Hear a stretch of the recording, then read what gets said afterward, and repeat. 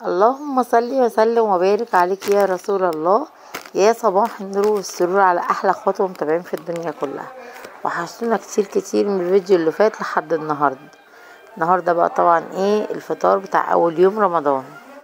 النهارده زي ما انتم شايفين عاملين رز وعاملين فاصوليا بيضه وعاملين ملوخيه وفراخ.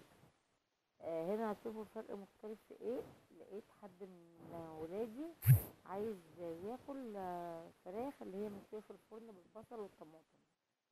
عارفين بقى الصايم طبعا بيبقى عايز الاكل كله في الاخر ما بياكلش حاجه.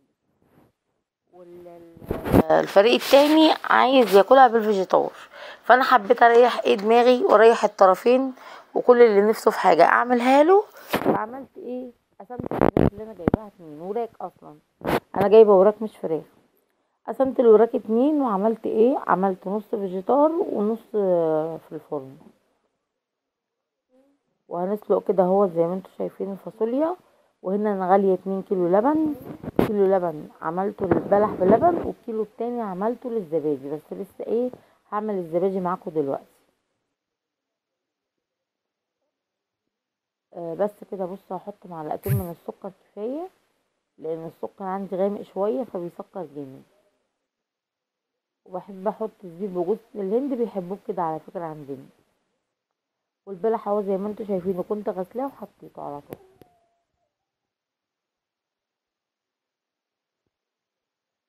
بس كده.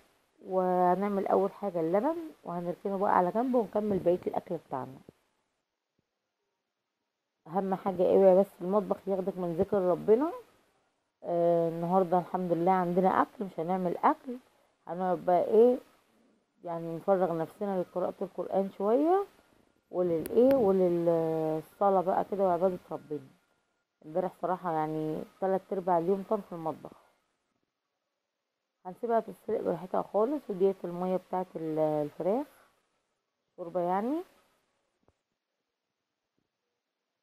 ده هنا بقول لكم الطبق الكبير ده اللي هنسلقه، واللي هو الطبق الصغير ده اللي هنعمله بالبصل والطماطم وهندخله الفرن.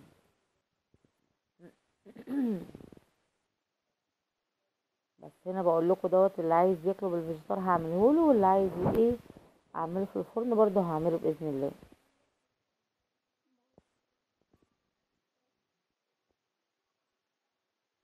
بس يا حبايب قلبي كده والله كان يوم جميل جدا جدا. الواحد ما حسش باي حاجه غير يعني فرحه في القلب كده وجمال كده من عند ربنا، يعني حاجه في منتهى الجمال. الواحد واقف بيعمل الاكل كده فرحان ومبسوط بفضل الله، ولا عطشان ولا جعان ولا اي حاجه. دي الصلصه اللي انا كنت مثبتاها معاكم وطلعناها عشان نعمل بيها الفاصوليا. كده الفاصوليا كانت اتسلقت خلاص، خدتها وفضيتها في مصفى وشطفتها وسبتها تتصفى.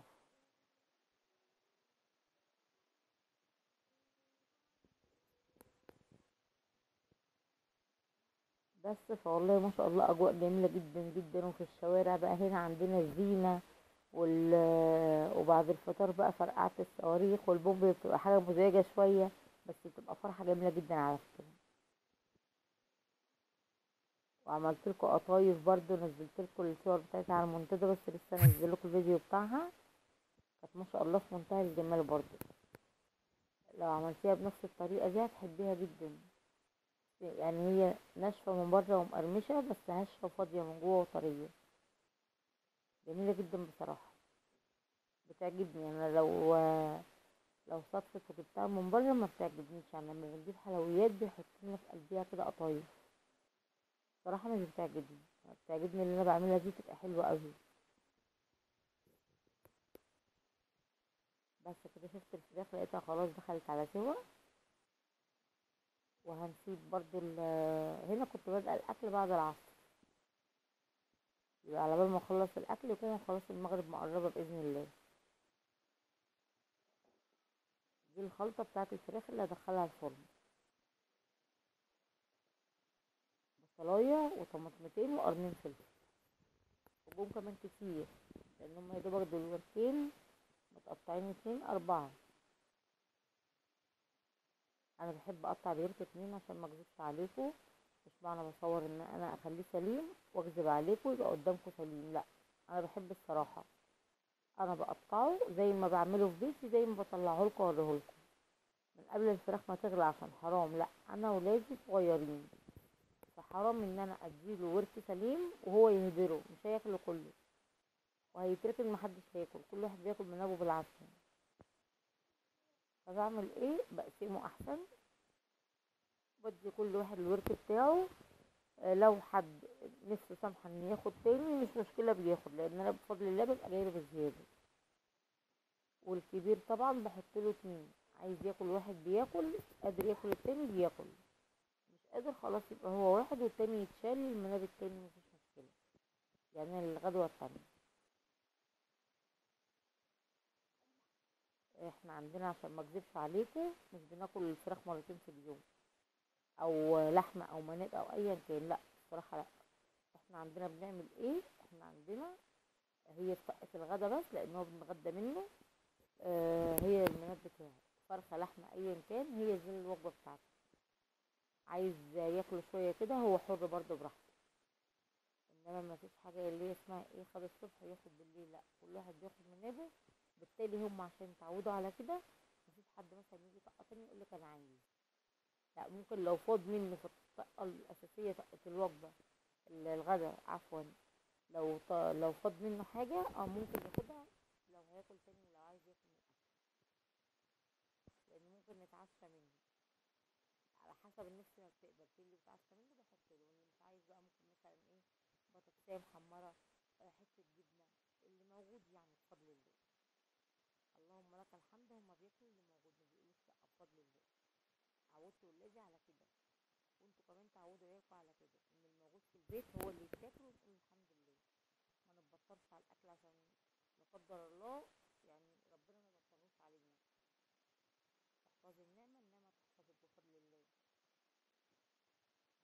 طالما انا معوده ولادي على كده، هم بفضل الله يطلعوا كده، وهم كمان هيعلموا ولادهم كده زي ما انا امي علمتني. طلعت في اكل موجود في البيت اكل الحمد لله، مش عاجبني الاكل في اكل تاني، اعمل اكل تاني، مثلا في تونه، في جبنه، في بيض، في بطاطس، اللي موجود في البيت. الا اذا البيت كله هيجيب من بره انا معاك، انما ما فيش حاجه اسمها لا انا مش عايزه ده وانا هجيب من بره كذا او كذا، لا طبعا ما تعودناش على كده عشان ما اكذبش عليكم. فاللهم لك الحمد، اللهم لك الحمد، ربنا يبارك فينا وليكوا يا رب، ويبارك يا رب لكل الناس في اولادها وفي بيوتها وفي حياتها. انا ولادي بفضل الله متعودين على كده، ربنا يا رب يحميهم ويبارك لنا فيهم، الموجود هو اللي يتاكل.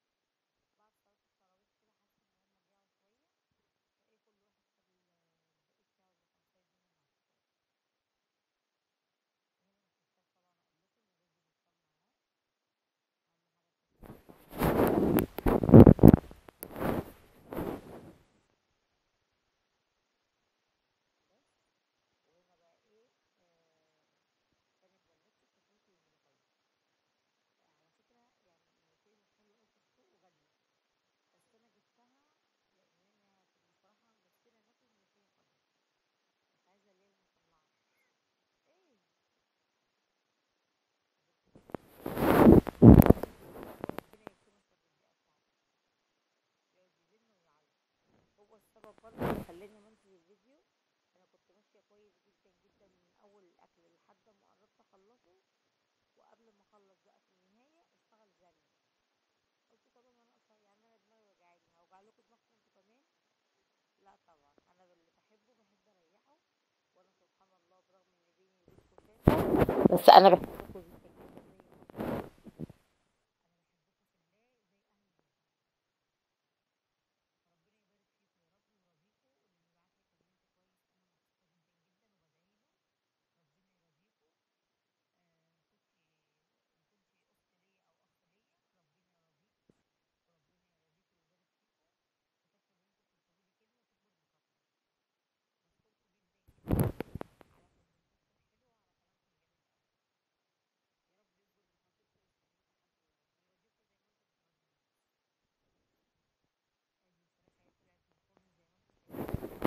خلاص مش... لا عفوا اتسلقت يعني خلاص. هدخلها كده الفرن خلاص بقى. كده اخدت السوا بتاعها الحمد لله كده خلاص. ايه رحمك الله، هتخش على الفرن على طول.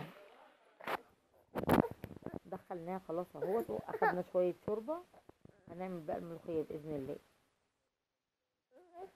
الملوخيه تطلع معاكي بفضل الله حلوه، تحقيق الشوربه بتاعتها كويس قوي، من ملح لمكعب مرق لتوابل لكل حاجه.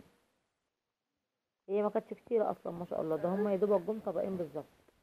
الكيس بنجيبه مش عارفه ب 18 ولا ب 19 كيس الملوخيه. بنتي جابت لي الملوخيه دي يعني ما يجيش كيلو ب 25 جنيه. والله انا مش مصدقه، بقول لها ب 25 جنيه. قالت لي اه والله يا ماما 25. قلت لها مش مشكله، المهم ان احنا ايه كنا عايزين الصراحه ناكلها خضراء. عايز ايه؟ عايز ايه؟ تعالي. معلش بقى يا حبايبي، يعني انت السبب ان انا منتجت الفيديو بسببك، ودلوقتي انا كمان بنتج وبتكلم برضو جايلي. ها الفيديو ده كمان برضو يتمنتج تاني يعني ولا ايه؟ طب بس الفراخ طلعت من الفرن اوريكم شكلها. اللهم بارك، جميله ما شاء الله. الصراحه ما حطيتش في حمايه، هي شكلها اصلا وريحتها مش محتاجه. انت بتحطي الفحمايه كاضافه بس مش اكتر من كده.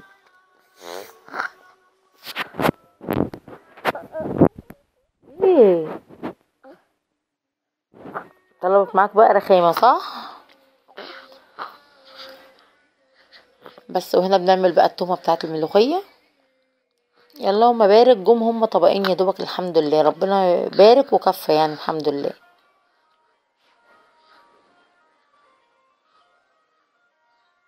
نسمي الله بقى ايه ونشهق له. والله انا ما شهقتش على فكره عشان ما اكذبش عليكم، وطلعت زي السكر. والله طلعت تستاهل بقكم. انا سميت الله كفايه عليا، يعني تكفي ان انتي بتسمي الله دي بالدنيا كلها. هنا بقى خلاص كنا خلاص فعلا يعني داخلين على اذان، وكان مش فاضل غير الفراخ اللي بالفيجيتار بس. زي ما انتوا شايفين بسرعه، والستاند ما كانش مظبط معايا خالص، كل ما اعدله يتعوج تاني، كل ما اعدله مش جاي معايا خالص. مش عارفه، بالله عليكم لو حد يعرف نوع الستاند حلو بتاع التصوير، مش رينج لايت لا الستاند نفسه، لو يعرف حاجه حلوه يا ريت يقول لي. هنا بوريكم طبعا الاطباق اللي انا اشتريتها من السيده دي. كل سنه وانتم طيبين، اللي هي مرسوم عليها رمضان، اجواء رمضان يعني. فياريت بالله عليكم اللي يعرف ستاند يكون كويس كده يعني، او رنج مش مشكله يكون حلو، بالله عليكم ما يبخل عليا ويقول لي على اسمه او نوعه وانا اجيبه، لان صراحه ده مطلع عينيا والله في التصوير. بصوا ما شاء الله الاطباق شكلها جميله ازاي.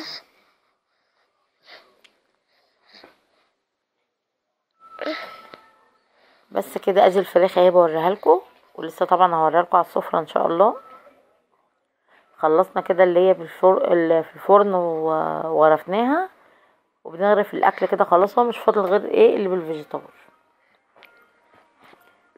هي اللي فاضله. بس وراكم عامله ازاي، جميله الصراحه. لو عملتي اي فراخ طعمها جميل جدا، لا يغني عن اللي هي بالفيجيتار. بصراحه بتبقى طعمها جميل جدا، تحس ان هي لذيذه برغم ان الاكل بيبقى حلو برضو. يعني عاملاها مشويه، عاملاها محمره، عاملاها ايا كان. ايه هتغني هتغني